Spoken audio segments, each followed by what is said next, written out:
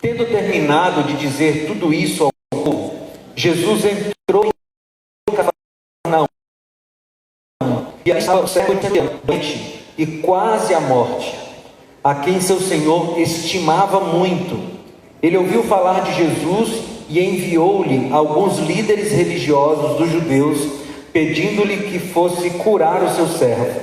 Chegando-se a Jesus, suplicaram-lhe com insistência: este homem merece que lhes faça isso, porque ama a nossa nação e construiu a nossa sinagoga. Jesus foi com eles. Já estava perto da... quando os amigos dizerem a Jesus: Senhor, não te incomodes, pois não mereço receber-te debaixo do meu teto. Por isso não me considerei digno de ir ao teu encontro, mas dize uma palavra e o meu servo será curado. Pois eu também sou homem sujeito à autoridade e com soldados sob o meu comando. Digo a um: vá, e ele vai, e a outro: venha, e ele vem. Digo ao meu servo: faça isso, e ele faz. Ao ouvir isso, Jesus admirou-se dele e, voltando-se para a multidão que o seguia, disse: eu digo que nem em Israel encontrei tamanha fé. Então os homens que haviam sido enviados voltaram a casa e encontraram o servo restabelecido. Essa é uma história que eu gosto muito, porque nessa história nós encontramos o que eu diria que é o cerne da cosmovisão cristã. Aqui nós temos um exemplo de fé, e o texto começa dizendo assim: tendo terminado de dizer tudo isso ao povo, então aconteceu esse episódio aqui. O que Jesus estava falando para o povo? Se você voltar para o trecho anterior, você vai ver que Jesus estava fazendo um discurso para o povo. Lucas está reproduzindo o discurso de Jesus, e o último trecho do discurso de Jesus que Lucas reproduz aqui é o trecho no qual Jesus fala daquela metáfora dos dois construtores. Lembra? Aquele homem que construiu a sua casa sobre a rocha, ou que colocou os fundamentos da sua casa na rocha, e um outro que colocou os fundamentos da sua casa apenas na areia. Então a última fala de Jesus antes desse episódio que nós lemos é uma fala sobre estabelecer a sua fé no lugar correto, na rocha que é Jesus e a sua palavra. E num estilo bem hebraico de se estudar, de se construir o texto, logo após um conceito, a Bíblia traz um exemplo, porque o pensamento bíblico ele não é abstrato apenas. Sempre que a Bíblia apresenta um conceito, perto dele vem um exemplo concreto de como aquele conceito deve ser aplicado. E é interessante que quando Lucas, inspirado pelo Espírito Santo, foi escolher uma história para exemplificar a metáfora de Jesus sobre colocar a sua fé, a sua vida sobre a rocha, ele escolheu a vida de um centurião. O centurião não era um judeu. O centurião era considerado um pagão. Ele não era alguém do povo de Deus. E essa escolha de Lucas, inspirado pelo Espírito Santo, já me diz muita coisa. Porque qualquer um de nós, qualquer pessoa que está sobre esse planeta, pode viver a fé verdadeira. Qualquer um. Lucas teria certamente exemplos de judeus que tinham a fé verdadeira, a fé na rocha. Mas, bem ao estilo do seu evangelho, Lucas traz uma pessoa de fora do grupo dos judeus. Ele mesmo não era judeu, Lucas era um gentil. E ele está dizendo aqui, olha, um exemplo de fé é esse centurião. E amigo, eu já queria tirar uma aplicação dessa escolha de Lucas aqui para mim e para você. Pode ser que na tradição da sua família, na tradição de fé, do lugar que você nasceu, enfim, não seja muito provável que você tenha a fé verdadeira. Pode ser que, se as pessoas olharem para o seu histórico familiar, para o seu histórico acadêmico, para o seu histórico filosófico, talvez as pessoas olhem para você e digam: esse aí nunca vai ser um cristão verdadeiro. Mas deixa eu te falar uma coisa: todas as vezes que alguém se liga a Jesus, a fé verdadeira surge, independente de quem é essa pessoa, amém? Você pode. E aqui tem um centurião. E quem era o centurião? O centurião era um oficial romano. A palavra centurião quer dizer líder de 100 soldados. Mas nesse período aqui, essa palavra é um título militar. Nós já usamos hoje o tenente, o sargento, o capitão. Esse homem poderia sim ser um líder de 100, mas ele poderia ser um decurião, que era um líder de 10 soldados. Ou ele poderia ser um quiliarca, que era um líder de 1000 soldados. Ele era um homem importante. E essa é a primeira informação que a gente precisa entender sobre o centurião. Ele era um homem extremamente importante, a ponto dos líderes judeus ajudarem ao centurião na sua situação difícil.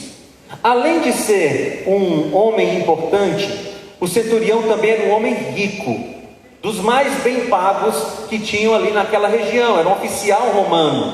Ele tinha uma situação social e política muito boa. Mas não, esse centurião era um homem muito generoso. E como que a gente sabe que o centurião era um homem generoso?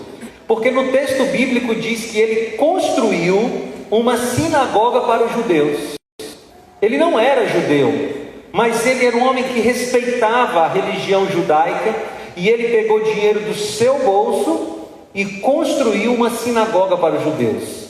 Portanto, esse centurião era um homem rico, importante, generoso, mas a característica mais forte que eu vejo nele é que esse centurião era um homem humano, no sentido de alguém que se preocupava com o outro, alguém que valorizava a vida do outro. E como é que a gente sabe disso? Porque a Bíblia diz que existia um escravo dele, que estava doente, quase à morte, e esse homem estava buscando cura para o seu escravo. Aliás, a Bíblia diz que o centurião estimava muito o seu escravo. Agora pense um pouquinho comigo. Nesse período da história da humanidade, infelizmente, como aconteceu em outros períodos da história, pessoas eram consideradas objetos. E o escravo aqui era considerado um objeto de troca, de compra e de venda. Então, o natural, o esperado, especialmente para um romano, é que se o seu escravo estava doente, ele seria descartado e ele compraria outro. Ele não precisava, dentro da cultura, ele não precisava se preocupar em curar um escravo, porque ele poderia comprar outro. E essa atitude seria a atitude esperada dentro daquela constituição filosófica, mas não para alguém que tem esse coração transformado por Jesus. Porque esse homem não olhava para o seu escravo como um objeto. Esse homem não olhava para o seu escravo como uma coisa. Ele olhava para o seu escravo como um ser humano importante que merecia cuidado. E amigos, aqui tem uma lição importantíssima para nós. Porque esse homem, a despeito do que a cultura impunha sobre ele, a despeito do que era esperado dele, ele valorizava o ser humano. E sabe por quê? Escuta bem. Aquele homem valorizava o ser humano porque Jesus já estava trabalhando no coração dele. Amigos, para tratar os seres humanos com respeito, para tratar os seres humanos dando o valor que eles têm, qualquer um deles, nós não precisamos de nenhuma ideologia, nós precisamos apenas do cristianismo. Vou tentar ser mais claro aqui. Nós não precisamos de nenhuma ideologia para não ser racista. Nós só precisamos ser cristãos. Nós não precisamos de nenhuma ideologia para não sermos machistas ou feministas. Nós só precisamos ser cristãos. Nós não precisamos de nenhuma ideologia para não sermos homofóbicos ou violentos com qualquer outra classe. Não precisamos, nós só precisamos ser cristãos. O cristianismo é suficiente para você olhar para qualquer ser humano, qualquer um, e tratar esse ser humano como Jesus trataria. Por isso que eu fico incomodado quando eu vejo cristãos apelando para ideologias que fogem completamente da Bíblia, para filosofias que fogem completamente da Bíblia, para que, enfim, eles possam valorizar o ser humano. Nós não precisamos disso, queridos. Nós temos a palavra revelada. Amém. E essa palavra nos diz que a gente deve tratar todas as pessoas, independente da cor da pele, da condição social, de qualquer outra escolha. Independente de qualquer condição, nós sabemos que todas as pessoas são criaturas de Deus, e como criaturas de Deus, devem receber o nosso respeito. Mas a gente precisa do cristianismo para isso. Se por acaso você tem sido conquistado ou conquistada pelas ideologias que estão soltas pelo mundo aí, se propondo a dar o valor que o ser humano merece, deixa eu te falar uma coisa: volta que ainda dá tempo, volta para a Bíblia, porque nós só precisamos dela. E se Jesus morar no nosso coração, nós vamos olhar para as pessoas que estão ao nosso redor e veremos nelas irmãos, companheiros de batalha, de jornada dessa terra, e valorizaremos todas elas, todas. Mas eu repito, para isso o cristianismo basta. Aquele homem valorizava o seu escravo, e a Bíblia diz que o escravo estava doente, quase à morte. Certamente esse homem, que tinha muitas posses, já tinha procurado médicos de toda parte, já tinha tentado todas as possibilidades de cura que aquele tempo oferecia, mas ele ouviu falar de Jesus, e a Bíblia diz que Jesus estava em Cafarnaum. E Cafarnaum foi uma cidade muito especial para Jesus. Em Cafarnaum, a maior parte, uma boa parte dos discípulos de Jesus foi escolhida. Em Cafarnaum, Jesus fez muitos milagres. Então Jesus era muito conhecido em Cafarnaum. Mas esse homem, ele sabia que Jesus era muito mais do que um curandeiro. E ele pede aos líderes judeus para mandar um recado para Jesus. Pelo contexto, nós entendemos que esse homem não pediu para Jesus ir até a sua casa. Ele não pediu isso. É tanto que ele reage quando Jesus está indo à sua casa. O pedido dele certamente foi para curar o seu servo. Mas os líderes judeus fizeram uma interpretação do seu pedido, chegaram até Jesus e disseram: mestre, o centurião está pedindo para o senhor ir à casa dele, para curar o seu servo. E a frase que eles dizem a respeito dele é muito interessante, porque eles dizem assim: este homem merece. Este homem merece. Olha que interessante a teologia que os judeus tinham, né? Eles ainda tinham na cabeça aquela teologia de que nós recebemos coisas de Deus porque nós merecemos receber coisas de Deus. Mas amigos, deixa eu dizer uma coisa para você, que talvez alguém aqui ainda estava iludido com o pensamento de que tem recebido bênçãos de Deus porque merece receber bênçãos de Deus. Em Romanos capítulo 6, versículo 23, diz que o salário do pecado é o quê? E em Romanos 3, 23 diz que quantos pecaram? Todos. Todos. E você já parou para pensar o que é salário? Eu não sei se você, como eu, é um assalariado. No fim do mês, meu patrão vai lá e deposita o salário na minha conta. Eu nunca escrevi um e-mail, uma mensagem de WhatsApp agradecendo o meu patrão pelo salário que ele depositou. Não sei se alguém já fez isso aqui. Já pensou? Salário caiu, você pega o seu WhatsApp, está lá, patrãozinho querido, e aí você diz assim: querido patrão, muito obrigado pela generosidade de depositar o meu salário. Nem sei como agradecer o Senhor. Já fez isso? Por que a gente não faz isso? Porque salário é uma coisa que a gente... Você trabalhou o mês todo, aguentou seu chefe, aguentou aquele colega chato, todo mundo tem pelo menos um, suou a camisa, fez tudo o que precisava fazer no seu trabalho. No final do mês você recebe o salário porque você merece.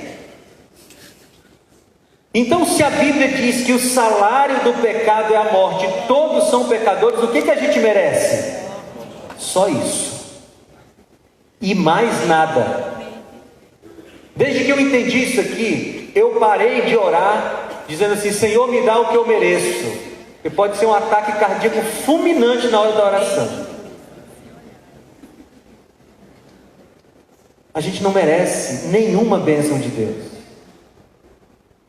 Tudo que nós recebemos de Deus é fruto da graça dele, que nos dá o que nós não merecemos, e fruto da misericórdia dele, que não nos dá o que nós merecemos.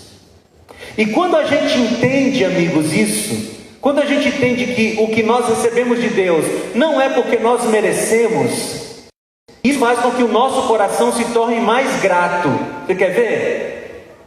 Tem gente reclamando do salário que ganha, mas na hora que você entende que você não mereceria nem o salário que você ganha, você para de reclamar e agradece a Deus por ele. Tem gente reclamando da família que tem, mas se você entender que você não merecia ou não merece nem a família que você tem, você para de reclamar e começa a agradecer a Deus. E se você começar a olhar para a sua vida, você vai parar de reclamar pelo carro que você tem, pela bicicleta que você tem, pela vida que você tem. Porque na hora que você entender que você não mereceria nem estar vivo, você vai começar a ser mais grato e menos reclamão.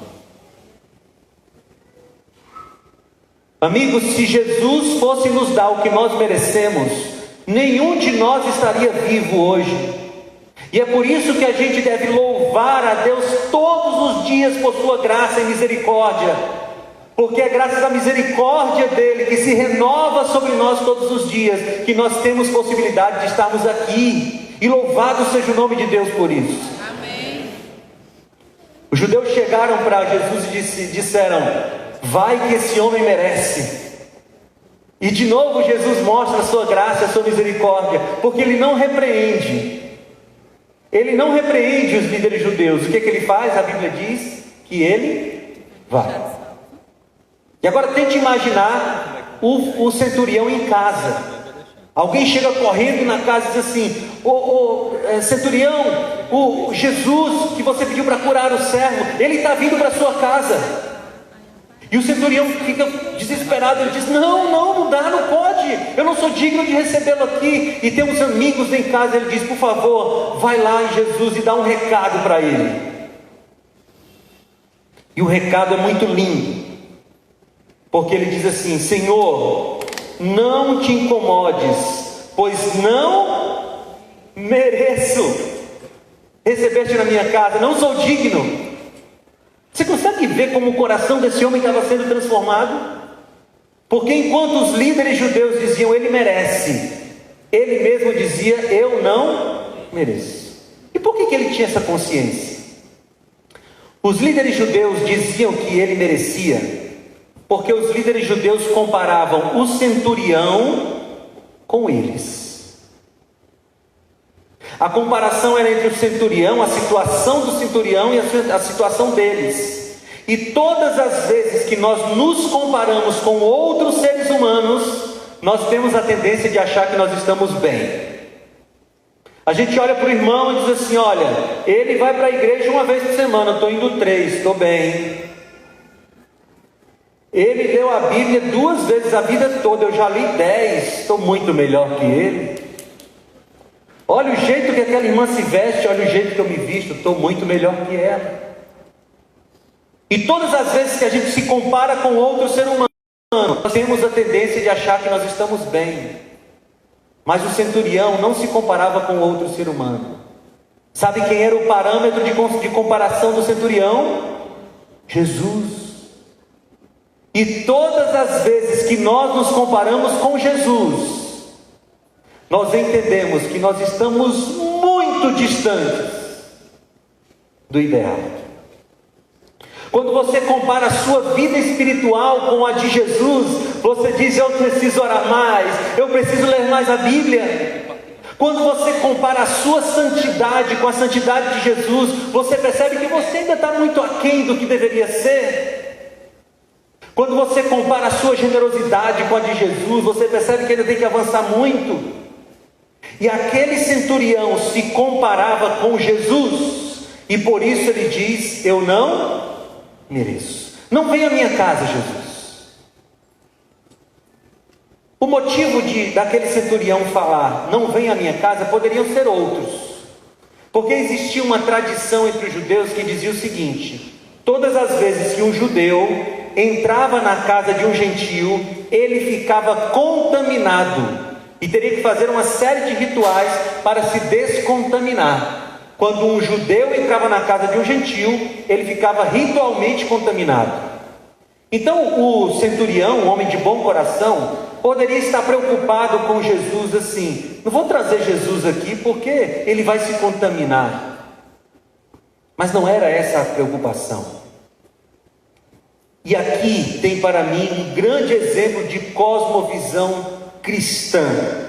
Porque leia de novo comigo o motivo pelo qual o centurião disse para Jesus não ir à casa dele. A partir do versículo 7 diz assim: por isso não me considerei digno de ir ao teu encontro, mas dize uma palavra e o meu servo será curado, pois eu também sou homem sujeito à autoridade e com soldados sob o meu comando.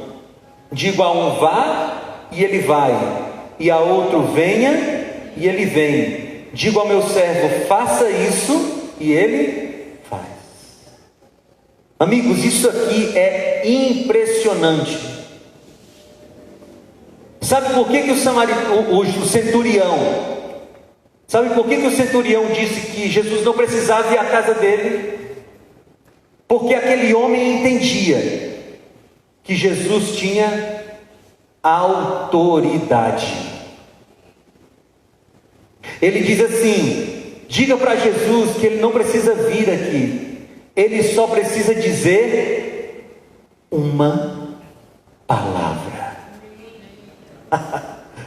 O centurião sabia quanta autoridade existia na palavra de Deus. E ele diz assim: diga para Jesus que eu entendo como é que funciona a autoridade, porque eu sou submisso aos meus líderes. Os meus líderes mandam e eu obedeço. E eu também tenho soldados que estão sob a minha liderança, e eu mando e eles obedecem. Diga a Jesus que eu sei como funciona a autoridade, e eu sei que Ele é a autoridade. Amém.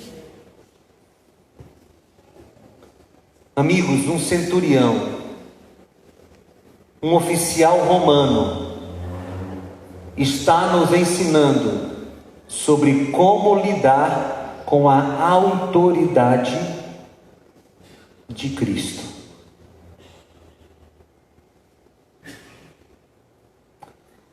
Nós vivemos em tempos estranhos do cristianismo. E por que eu digo isso? Porque há algum tempo, não muito tempo, mas alguns anos, talvez 10 anos, não mais que isso. Quem eram os inimigos da Bíblia? Quem eram os inimigos da igreja? Os ateus, né? Eu lembro bem disso. Eu lembro que quando eu tinha, uns 10 anos atrás, 15 anos atrás, a gente ficava assim dizendo: esses ateus combatem a palavra de Deus, esses ateus. Mas, segura aí, jovem, segura aí, irmão. Ainda falo assim, não, você vai tocar aí uns 30 minutos. Né? Mas ainda vai demorar a terminar aqui. Eu te aviso, tá bom? Só para ele não tocar durante... Mas não vai demorar mais 1 hora não, irmãos, tá bom? Fique tranquilo. Eu te dou o toque, tá bom? Eu costumo dizer que nós éramos felizes e não sabíamos. Por quê? Porque quando a gente queria identificar um inimigo da igreja, um inimigo da Bíblia, a gente sabia quem era: os ateus. E por que hoje é diferente e é pior? Porque hoje, amigos, os inimigos da palavra de Deus estão dentro do cristianismo.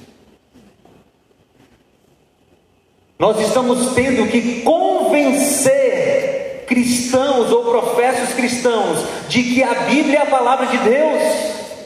Tempos estranhos.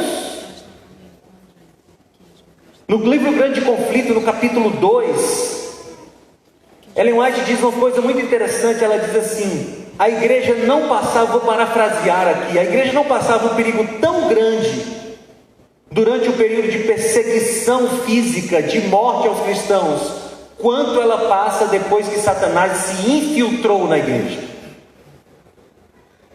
Ellen White diz que os infiltrados de Satanás na igreja causam mais dano do que a perseguição e a morte. E a igreja estava mais feliz quando era morta nas fogueiras, nas arenas romanas, do que quando Satanás se infiltrou na igreja. Essa é a pior tática do inimigo.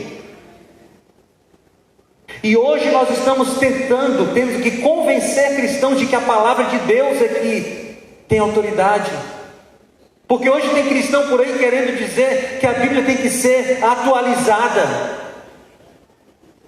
que o que era pecado não é mais, que o que está escrito não tem mais valor, que a gente tem que reinterpretar a Bíblia.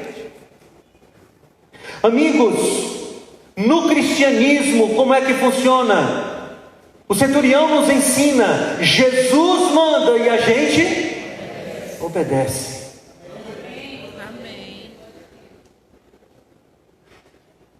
No cristianismo, o que tem autoridade é o assim diz o Senhor. Mas nós estamos vivendo em tempos estranhos do cristianismo, quando alguns estão trocando o assim diz o Senhor pelo assim diz o cantor.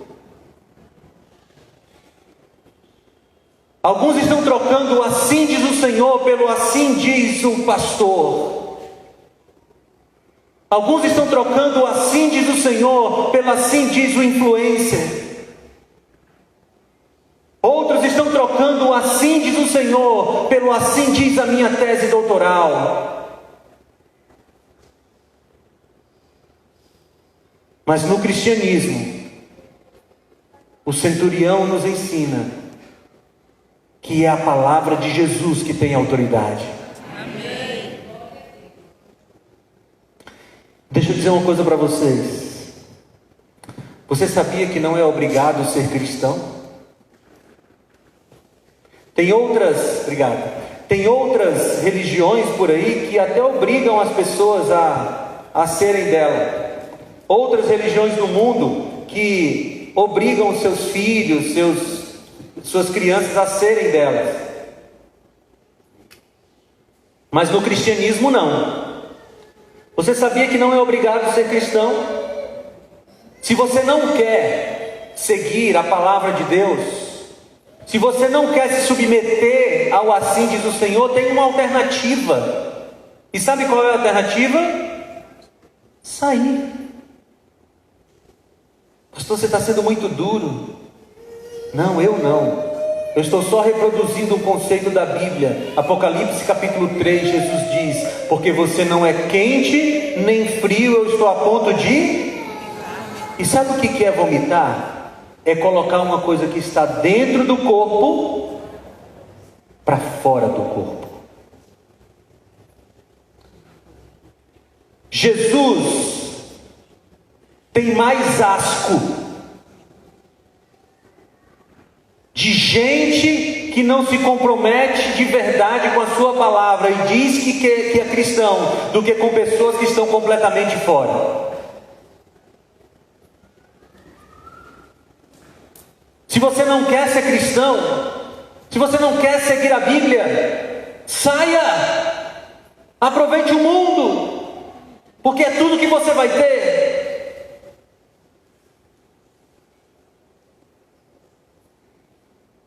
Mas se você se diz cristão, você precisa entender que ao se declarar cristão, você se compromete com tudo o que o cristianismo prega.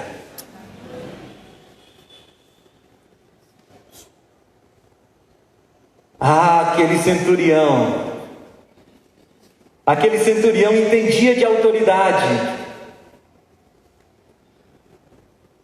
e por isso ele diz: Senhor, não precisa vir, a tua palavra é suficiente. E amigos, hoje Jesus não precisa vir pessoalmente, sabe por quê? Porque a palavra é suficiente. Nós temos aqui, queridos, tudo o que é preciso para a gente ter salvação.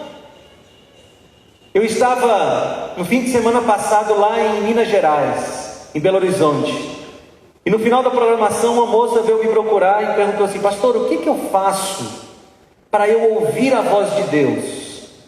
Aí eu: como assim? Não, pastor, eu queria ouvir literalmente a voz de Deus, queria Deus me falando aqui no meu ouvido. O que eu faço? Eu disse: olha, não sei, mas Deus não vai falar para você nada que Ele já tenha falado aqui. Se tiver alguma coisa que Ele tem que falar para você que não está aqui, e Ele quiser, Ele fala, mas não tem nenhum ritual para você fazer para isso.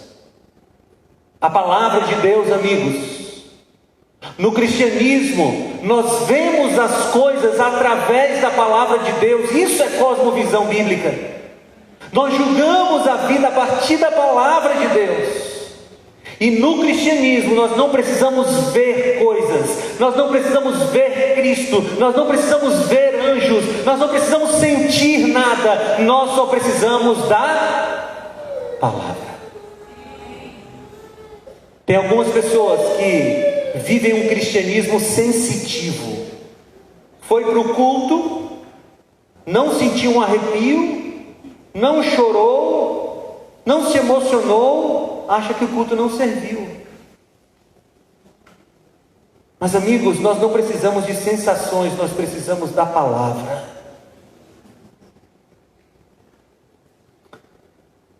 Sabe qual foi a reação de Jesus ao ouvir esse recado do centurião? No versículo 9 diz assim: ao ouvir isso, Jesus admirou-se. Você não encontra isso aqui em outro lugar da Bíblia. Tem um homem que deixou o coração de Jesus admirado. Esse homem não era judeu. Esse homem não deixou o coração de Jesus admirado porque ele deu dinheiro. Esse homem não deixou o coração de Jesus admirado porque ele construiu uma sinagoga. E o próprio Jesus fez uso dessa sinagoga que ele construiu. Porque aqui em Lucas, no capítulo 4, Jesus está pregando na sinagoga de Cafarnaum, construída por aquele homem. Mas o que deixou o coração de Jesus admirado não foi nada disso. Sabe o que deixa o coração de Jesus admirado? Presta atenção, olha para mim. O que deixa o coração de Jesus admirado é um coração submisso à sua palavra. Você quer deixar Jesus impressionado com a sua palavra, com você? Você quer deixar Jesus impressionado com a sua vida? Submeta a sua vida à palavra de Deus.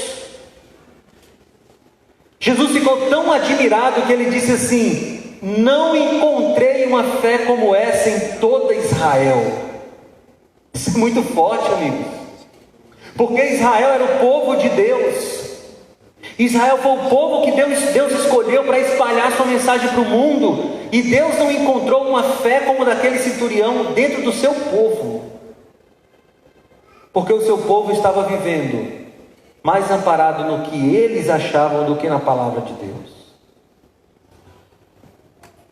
E aí essa história chega ao final. Essa história chega ao final com uma coisa surpreendente. Porque no versículo 10 diz: então os homens que haviam sido enviados voltaram para casa e encontraram o servo restabelecido. Se você olhar o versículo 2, o servo estava à beira da morte. Se você olhar o versículo 10, o servo estava em perfeita saúde. E o que aconteceu entre o versículo 2 e o versículo 10? Aconteceu o encontro de Jesus com uma fé submissa. O encontro de Jesus com alguém que se colocava sob a sua palavra. E amigos, todas as vezes que acontece o encontro de Jesus com uma fé submissa, os milagres acontecem. Amém. Não porque nós determinamos o que Jesus tem que falar ou fazer, mas porque uma fé submissa aceita o que Jesus disser que vai fazer. A fé submissa diz assim: Senhor Jesus, eu estou precisando disso, mas seja feita a tua vontade. E se Jesus decidir como você quer, você vai dizer amém e obrigado, Jesus. Mas se Jesus decidir diferente do que você quer, você vai dizer ainda amém, obrigado, Jesus. Nessa história aqui aconteceram 2 milagres. Como assim 2 milagres, pastor? Só foi a cura do centurião, do servo do centurião? Não. Aconteceram 2 milagres, um menor que o outro. E o milagre menor foi a cura do centurião. Porque a cura do centurião foi temporária. Onde está esse centurião agora? Morto.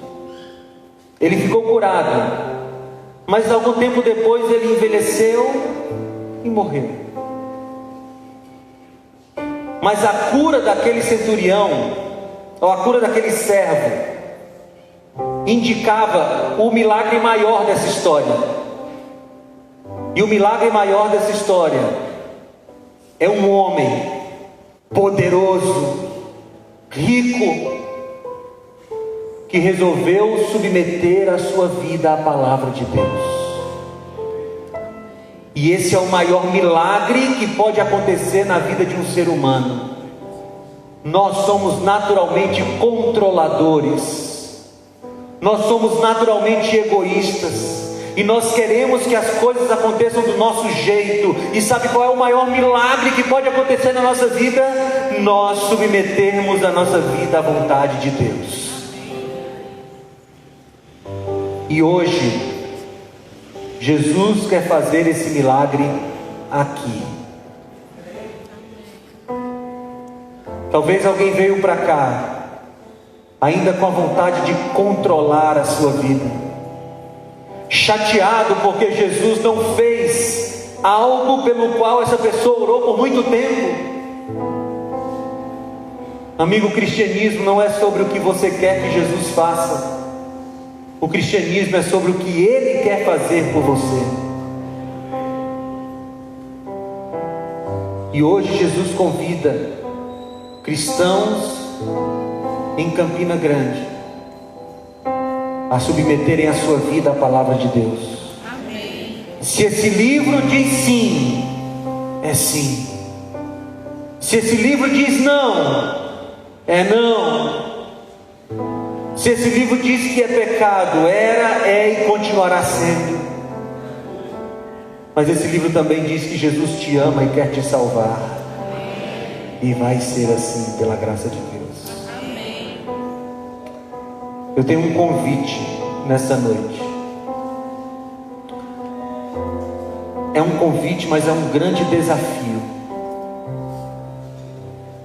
Quantas pessoas que estão aqui nesse auditório já foram batizadas em nome do Pai, do Filho e do Espírito Santo na Igreja Adventista do Sétimo Dia? Levanta a mão. Pode baixar. Ainda há alguns que não são batizados, que não confessam essa fé. E o meu desafio para você hoje é: o que falta? Você já entendeu que não existe vida feliz longe da presença de Deus? E hoje eu quero te dar a oportunidade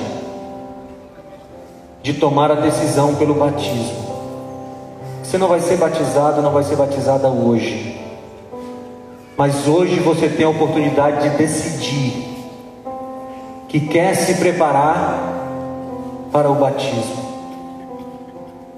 Eu vou descer. E eu não sei se tem alguém aqui que vai tomar essa decisão. Mas eu já aprendi há muito tempo que não é minha parte convencer as pessoas a se levantarem. A minha parte é oferecer a oportunidade. E quem convence as pessoas a se levantarem é o Espírito Santo. Então eu só tenho uma coisa a fazer nesse momento. Eu estou oferecendo a oportunidade para uma pessoa que ainda não é batizada na Igreja Adventista do Sétimo Dia, mas que hoje quer tomar a decisão de se preparar para esse batismo, para corajosamente se levantar no meio dessa multidão e vir até aqui à frente, porque eu quero orar por você. Quem vai ser a primeira pessoa que vai ter coragem de publicamente dizer: eu quero? Amém. Deus abençoe. Eu queria que, à medida que a pessoa fosse vindo, alguém viesse para abraçar um amigo, a pessoa que convidou. Vem alguém para ficar aqui com ela, por favor. Tem mais alguém? Mais alguém que tem coragem de se levantar nessa noite e dizer: eu quero tomar a decisão pelo batismo? Se Jesus estiver falando ao seu coração, se o Espírito Santo estiver tocando o seu coração, não resista, não endureça o seu coração. Nós vamos ter uma música agora, e enquanto você ouve essa música, é momento de oportunidade. Se você não quer vir sozinho, pega na mão da pessoa que te convidou. Vem aqui, porque hoje é o momento de você decidir submeter a sua vida à palavra de Deus. Amém? Está vindo mais gente. Amém. Pode começar a cantar, amigo. Venham aqui. É momento de decisão. Se o Espírito Santo estiver tocando o seu coração, venha. Enquanto você ouve a música, faça a sua decisão. Deus seja louvado pela decisão de vocês.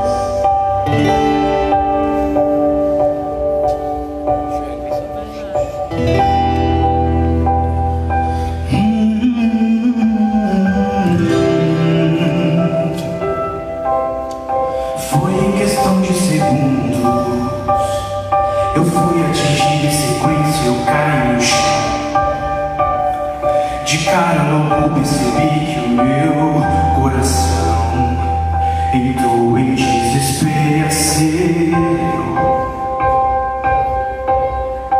Eu tinha que levantar, mas estava ferido, sem forças para continuar. Então, num lugar bem mais seguro, eu fui procurar. Dei 3 passos, mas com muita dor eu voltei pro chão. Mas em meio à batalha, um homem apareceu e deitou do meu lado. Agitou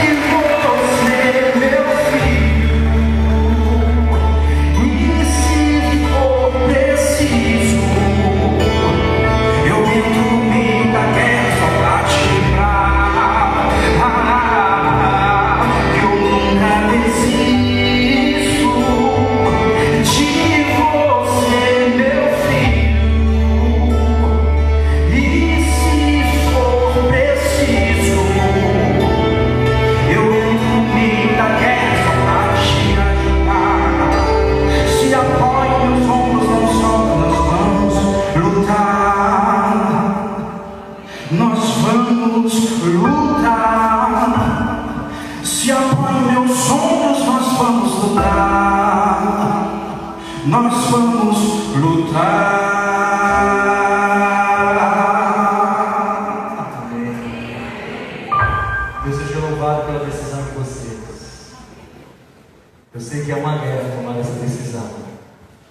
Só Deus sabe o que vocês estão enfrentando internamente para vir até aqui.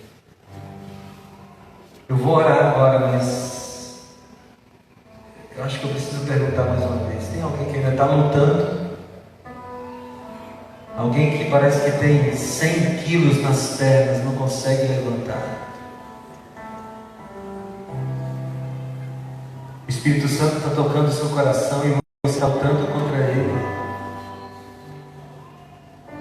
Alguém mais que precisa levantar, irmão?